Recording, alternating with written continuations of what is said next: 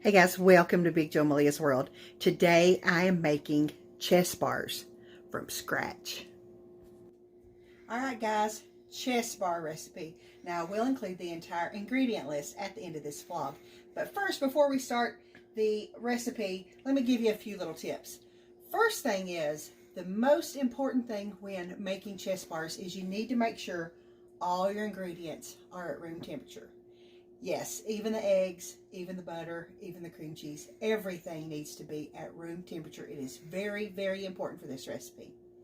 Next thing, when you are making chess bars, they're very sticky, even when they're done, even when they're cool.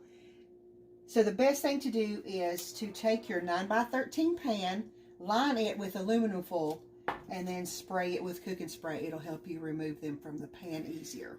Okay, so preheat your oven, 350 degrees, and here's what's in them. We've got lots and lots and lots of powdered sugar, vanilla extract, salt, eggs. Now, if you'll notice, I've got eggs in 2 bowls, and it's because we're going to use them separately, okay? Also, we've got 1 block of cream cheese, 1 stick of butter, and just a regular yellow cake mix. Okay, guys, first thing you're going to do. Now, you probably will have to use a mixer for this because it's really hard to mix. But you do not have to have a stand mixer. You can use a hand mixer for this, so it's okay. So the first thing you're going to do is make the crust. And how you're going to do that, you're going to take just a yellow cake mix, the whole thing, put it in your mixing bowl.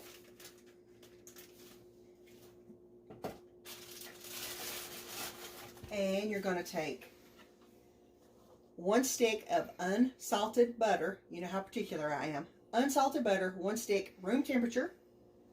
The entire stick in there. And you're going to take 1 egg.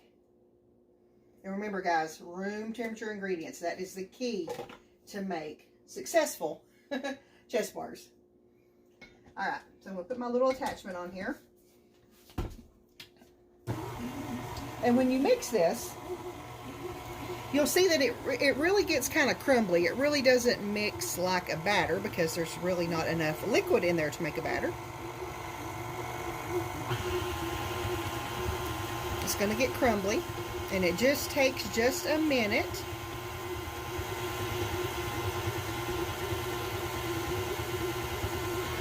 You can increase the speed as you need it. Alrighty, that's good enough. Okay.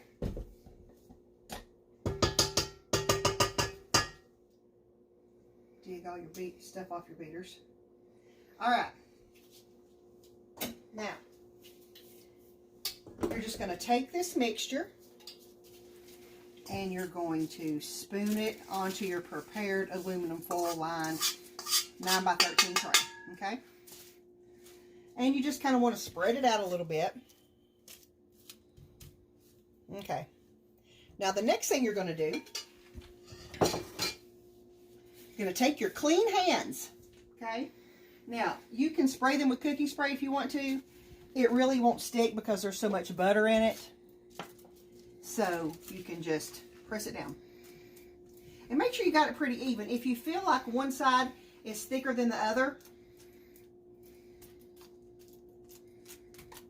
you can move it around a little bit, but you're just going to press this down into the bottom and make sure you get it into the corners good.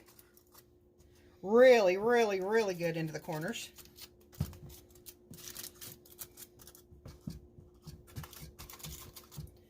And that's that. All right, next thing we're going to do is make the filling. And it's equally as easy, and there is just a few ingredients in this. So what you're going to do, you're going to take all this powdered sugar, and there's a lot of it, okay? There's 3½ cups of powdered sugar. Just measure it out, put it in a bowl, and just set it aside, okay? So take your block of cream cheese, room temperature, 3 eggs, room temperature, and you're going to take a little bit of salt and a little bit of vanilla extract. Okay.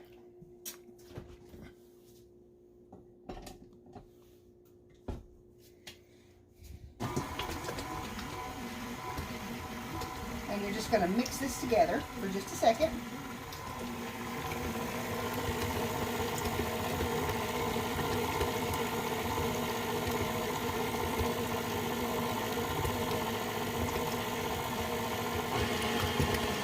Once it starts getting mixed together, you can increase the speed a little bit. It'll help it mix together a little bit better.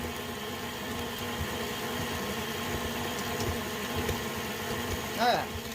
Basically, once the egg yolks are broken, then you can start the next one. Now, what we're going to do now, we're going to spoon in a little bit of this powdered sugar.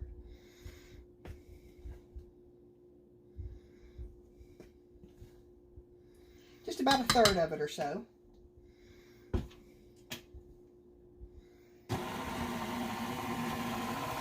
And we're going to let that mix. And when it starts mixing, you can dump in a little bit more at a time.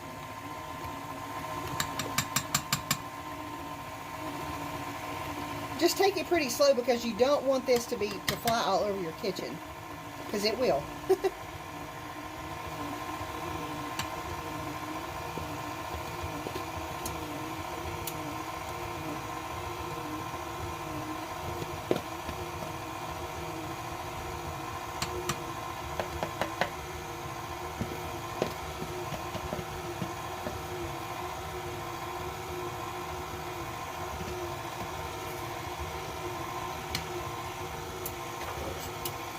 Now, what you're going to do, once you get it all in there, you're going to turn your mixer off and scrape down the sides really good, because that powdered sugar will stick to the sides. And scrape the bottom real good.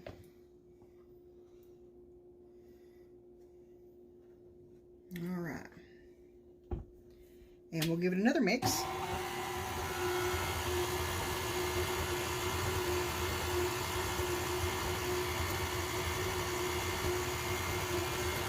Okay, now if this looks lumpy, that's perfectly fine. It's just the cream cheese. It's supposed to look that way. Okay, it will all melt when you cook it, so you don't have to worry about that. Okay.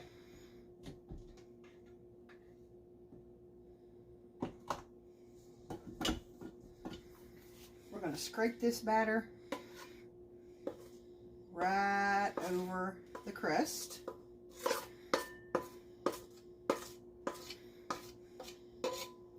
I love this spoon that I'm using, by the way, folks. It's a spoon, but it's got a flat top like a spatula, and it's really good for scraping out bowls. So if you see one of these in a cooking store, I recommend. They are fantastic for scraping out bowls. Okay. Spoon with a flat top. Now you're just going to spread this around, get it pretty even.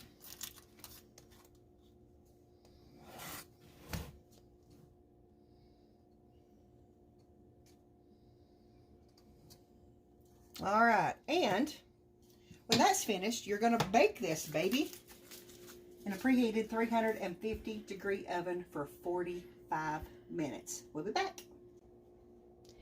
Here's what the chess bars look like right out of the oven, and we'll let them cool for a little bit, and we'll let Big Joe do the taste test. All right, guys, Big Joe has been under the weather a little bit this week, so hopefully his request for chess bars will make him feel better. So here he is with the taste test. So go ahead, honey, let's see what you think about these chess bars. I love chess bars.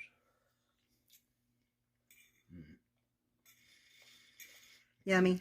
Mm-hmm. I've had a lot of chess bars in my time, but these are the best.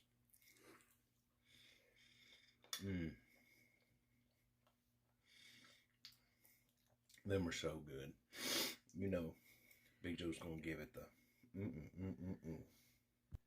Well, that's it for the chess bar recipe. If you try this recipe, please let us know in the comments how you liked it. We love to know how you like all our recipes. And as always, guys, we want to thank you for allowing a little bit of Big Joe and Malia's World into your world. We'll see you soon. Bye, guys.